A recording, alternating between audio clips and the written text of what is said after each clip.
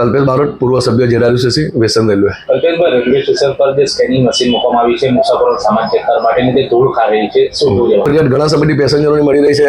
અગાઉ પણ જ્યારે બોમ્બની અફવા આવેલી હતી ત્યારે પણ અમે ત્યાં આગળ રિયાલિટી ચેક કરવા ગયેલા હતા, ત્યારે એ મશીન બંધ હાલતમાં જોવા મળેલું હતું. પરંતુ મીડિયામાં આ સમાચાર આવતા એ લોકોએ તાત્કાલિક અસરથી માણસો બોલાવીને સ્કેનિંગ મશીન ચાલુ કરાવ્યું, પરંતુ એ મશીન છેલ્લા પાછા 2 મહિનાથી બંધ છે. એટલે વારંવાર રજૂઆત કરવા છતાં રેલવે તંત્ર આ બાબતે કોઈ ધ્યાન આપતું નથી.